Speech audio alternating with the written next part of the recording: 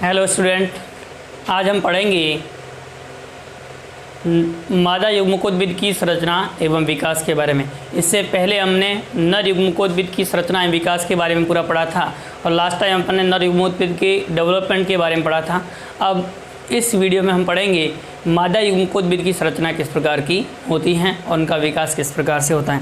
तो आप ध्यान देंगे, पुष्प के अंदर सबसे भीतरी और आंतरिक चक्र होता है जिसे हम क्या कहते हैं, मादा जननांग कहा जाता है। तो आप ध्यान देंगे कि आवर्तबीजी पादपों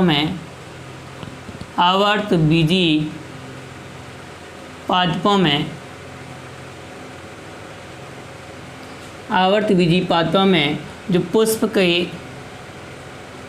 का सबसे भीतरी चक्र होता है, भीतरी चक्र या आंतरिक चक्र होता है, वह आंतरिक चक्र मादा या स्त्री जननांग को निरूपित करता है। मादा या स्त्री जननांग को निरूपित करता है। तो इस प्रकार से आप ध्यान देंगे, आवर्तबीजी पादपों के अंदर जो सबसे भीतरी चक्र है वह भीतरी चक्र किसको निरूपित करता है, मादा जननांग या स्त्री जननांग को निरूपित करता है। और इस भीतरी चक्र को हम जायांग कहते हैं। जिसे क्या कहते हैं हम, तो जिसे हम जायांग कहते हैं। तो इस प्रकार से सबसे भीतरी चक्र होगा और उसे भीतरी चक्र को हम किस नाम से जानते हैं, जायांग के नाम से जानते हैं। सो सबसे भीतरी चक्र होगा, उस भीतरी चक्र को जायांग कहते हैं। और आप ध्यान देंगे कि जायांग होता है, उस जायांग की प्रत्येक इकाई होगी या जायांग होता है उसका निर्माण किससे होता है, तो जायांग होता है उसका निर्माण होगा वो अंडकों से होता है। यानी जायांग का निर्माण होता है, वह जायांग का निर्माण एक या एक से अधिक अंडक मिलकर के जायांग का निर्माण करते हैं। एक या एक से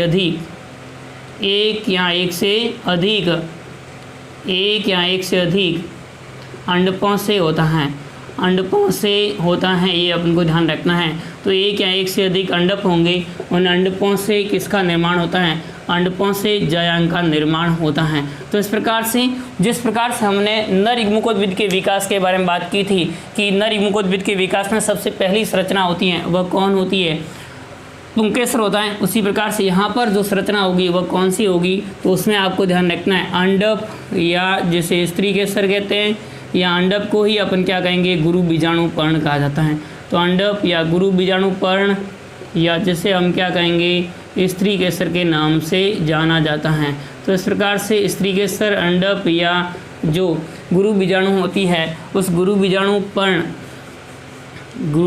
पर्ण या जैसे स्त्री केसर कहते हैं। तो ये अपन को ध्यान रखना है, स्त्री केसर। इसे इंग्लिश में अंडक को कहेंगे कार्पल और मेगा स्पोरोफिल या इसे हम पिस्टल कहते हैं। तो इस प्रकार से मेगा स्पोरोफिल या इसे अपन क्या कहेंगे, पिस्टल कहते हैं। तो ये अपन को तीनों ध्यान रखना है, ये तीनों वर्ड एक ही वर्ड है, गुरु बीजाणु पर्ण कहें या अंडक कहें या स्त्री केसर कहें। तो इस प्रकार से ये हमको ध्यान रखना है। तो इस प्रकार से आप ध्यान देंगे कि आवर्तबीजी पादपों के अंदर पुष्प होता है, उसका सबसे भीतरी चक्र होगा वह स्त्री जननांग को निरूपित करता है और जिसे हम क्या कहते हैं, जायांग। और जायांग का निर्माण होता है वह एक या एक से अधिक अंडकों से होता है। और इसमें आप ध्यान देंगे कि जब जायांग में एक अंडक होता है तो उसे अपन क्या कहेंगे, एक अंडपी। जब जायांग में कितने अंडक होते हैं, जब एक जायांग में एक ही अंडक हो, एक जायांग में एक ही अंडक हो, एक जायांग में एक ही अंडक हो, तो इस प्रकार की स्थिति होगी, एक ही अंडक हो तो इस प्रकार की स्थिति को हम क्या कहेंगे, एक अंडपी कहा जाता है। तो इस प्रकार से एक अंडक हो तो इस प्रकार की स्थिति को हम क्या कहेंगे, एक अंडपी या मोनोकार्पेलरी कहा जाता है। तो इस प्रकार से एक अंडपी या मोनोकार्पेलरी कहा जाएगा। तो ये हमको ध्यान रखना है, एक अंडपी या मोनोकार्पेलरी। यदि आपको ध्यान रखना है एक से अधिक अंडक हो, यानी एक से अधिक एक जगह में एक से अधिक अंडक हो तो इस प्रकार की परिस्थिति होगी, एक से अधिक अंडक हो तो इस प्रकार की परिस्थिति होगी, उससे हम क्या कहेंगे, बहुअंडपी कहा जाता है। तो उससे हम क्या कहेंगे, बहुअंडपी कहा जाता है।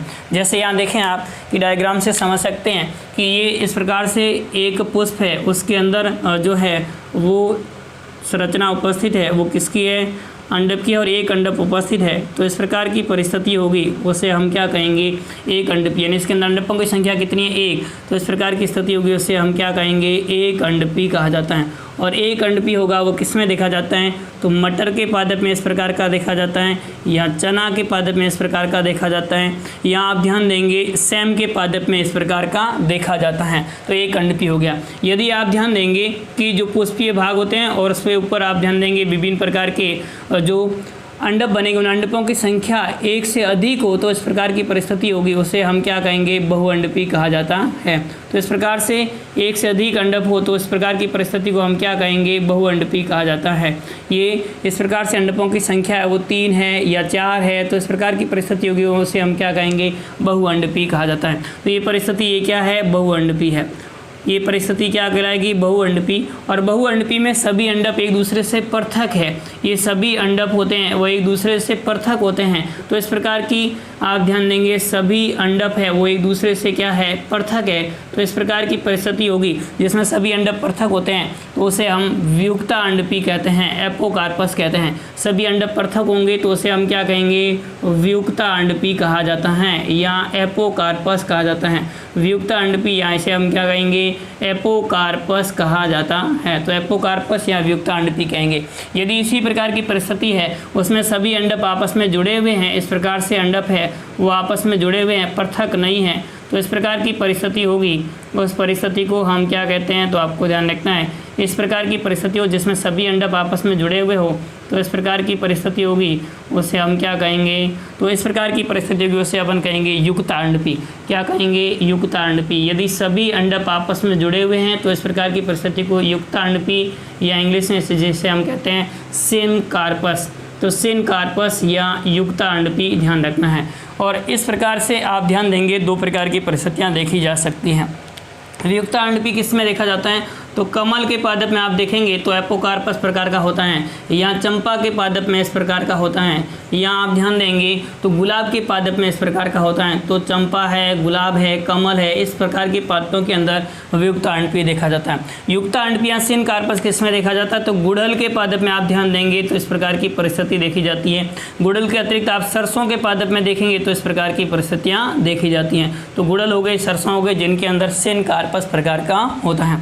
तो एपोकार्पस या सिनकार्पस प्रकार के अंडप हो सकते हैं। उसके बाद में ध्यान दें कि अंडप होता है उसकी संरचना किस प्रकार की होती है, अंडप में कौन कौन से भाग होता है, तो इसमें आप ध्यान देंगे कि प्रत्येक अंडप के 3 भाग होते हैं। प्रत्येक अंडप के 3 भाग होते हैं। प्रत्येक अंडप के 3 भाग होते हैं। एक प्रारूपिक अंडप के कितने भाग होते हैं, तो आपको ध्यान रखना है 3 भाग होते हैं। वो कौन कौन से भाग होते हैं उस बारे में बात करेंगे।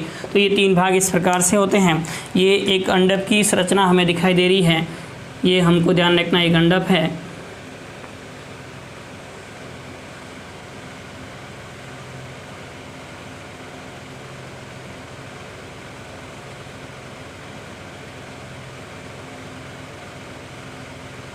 ये इस प्रकार से, और इस अंडप के ऊपर का शीर्ष भाग होता है, इस शीर्ष भाग को वर्तिकाग्र कहते हैं।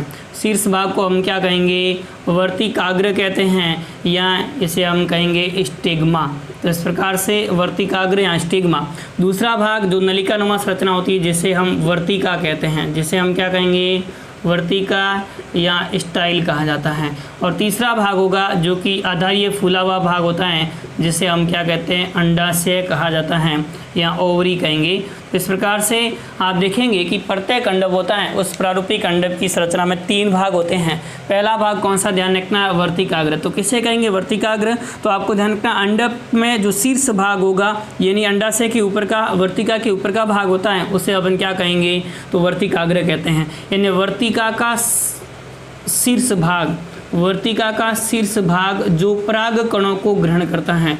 शीर्ष भाग जो क्या करेगा, जो पराग कणों को ग्रहण करता है, जो पराग कणों को ग्रहण करता है, जो पराग कणों को क्या करेगा, पराग कणों को ग्रहण करता है तो उसे हम क्या कहेंगे, तो उसे हम कहते हैं वर्तिकाग्र या स्टिग्मा कहा जाता है।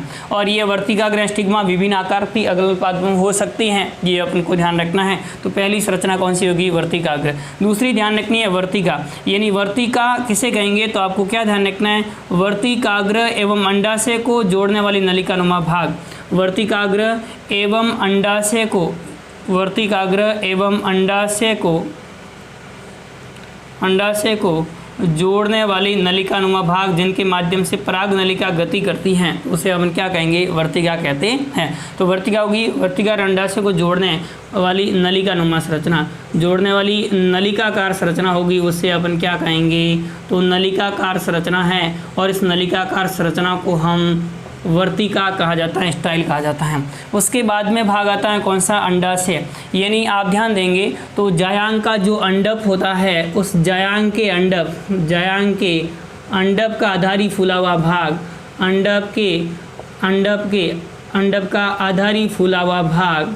अंडप का आधारी फूला हुआ भाग होगा, उस भाग को हम क्या कहते हैं, अंडाशय कहा जाता है। तो इस प्रकार से आप देखेंगे कि जो जायांग का जो अंडप होता है उस अंडप का आधारी फूला हुआ भाग होगा उसे अंडाशय कहा जाता है। और अंडाशय के भीतर आप ध्यान देंगे तो प्लेसेंटा में बीजांडों का परिवर्तन होता है। तो अंडाशय के भीतर किसका निर्माण होगा, बीजांडों का निर्माण होता है।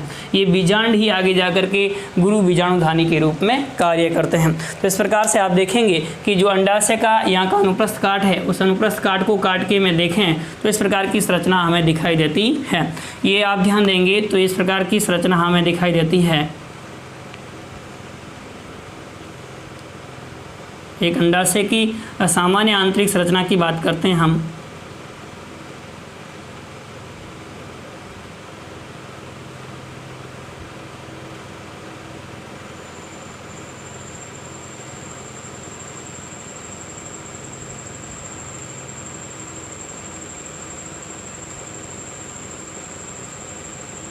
इस प्रकार से आप देखेंगे कि ये मैंने अनुप्रस्थ काट काटा है और इस प्रकार से ये अंडाशय होगा वो एक कोष्ठीय हो सकता है, द्विकोष्ठीय हो सकता है, बहुकोष्ठीय हो सकता है। यहाँ 3 कोष्ठक बने हुए तो त्रिकोष्ठीय है। तो इस प्रकार से कोष्ठकों में बंटा हुआ होता है। और जिसके भीतर की ओर आप ध्यान देंगे अंडाशय की भित्ति होती है, उस अंडाशय की भित्ति पर जो बीजांड होते हैं उनका परिवर्तन होता है। इस प्रकार से आप देखेंगे कि अंडाशय की भित्ति के अंदर उभारनुमा संरचना बनती है और उभारनुमा संरचना होगी आगे जाकर किसका निर्माण करेगी, बीजांडों का निर्माण करती हैं। इसी प्रकार से यहाँ भी किसका निर्माण हो जाएगा, बीजांडों का इस प्रकार से निर्माण हो जाता है। तो ये इस प्रकार से हमको ध्यान रखना है कि बीजांड होंगे वह कहाँ पर बनते हैं, अंडाशय की भित्ति पर बनते हैं। और अंडाशय की भित्ति होती है उस अंडाशय की भित्ति जहाँ पर बीजांड जुड़े रहते हैं उसे हम बीजांडासन कहते हैं। क्या कहेंगे, बीजांडासन कहा जाता है। यहाँ इसे हम इंग्लिश में कहेंगे प्लेसेंटा। तो बीजांडासन या प्लेसेंटा किसे कहते हैं, तो आपको ध्यान रखना जहाँ पर बीजांड जुड़े हुए अंडाशय की भित्ति जहाँ से बीजांड जुड़े होते हैं बीजांडासन कहेंगे। और बीजांडासन में आप ध्यान देंगे कि इस पूरे में जो बीजांडों की व्यवस्था क्रम होता है उसे बीजांड न्यास कहते हैं। बीजांडों की व्यवस्था क्रम होगा उसे हम क्या कहेंगे, बीजांड न्यास कहते हैं या प्लेसेंटेशन कहते हैं। तो इस प्रकार से प्लेसेंटेशन या बीजांड न्यास कहा जाता है। तो प्लेसेंटेशन या बीजांड न्यास किससे कहेंगे, तो आपको ध्यान रखना है कि जो अंडाशय है या अंडप है उसके अंदर बीजांडों का जो व्यवस्था क्रम होता है उसे बीजांड न्यास कहेंगे। जहाँ पर बीजांड लगे होते हैं उस भाग को बीजांडासन कहा जाता है। तो इस प्रकार से ये हमको ध्यान रखना है कि बीजांड होंगे वे व्यवस्थित होते हैं और इस प्रकार से प्रकोष्ठ होते हैं उनकी संख्या के आधार पर एक कोष्ठीय, द्विकोष्ठीय या बहुकोष्ठीय प्रकार के अंडप हो सकते हैं। तो ये इस प्रकार से हमको ध्यान रखना है।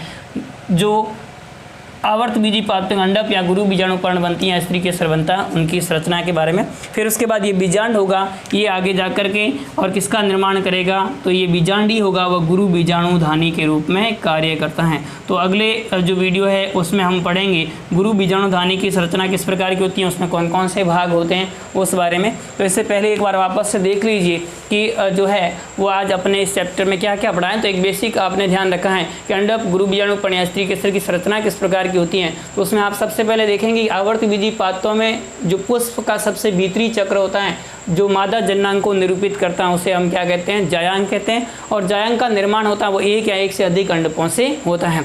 अब अंडक या गुरु बीजाणु पर्ण भी कह सकते हैं, ऐसे हम क्या कह सकते हैं, स्त्री के स्तर कह सकते हैं। अंडक को हम इंग्लिश में कहेंगे कार्पल्स, या गुरु बीजाणु पर्ण को मेगास्पोरोफिल या पिस्टिल, ये हमको ध्यान रखना है।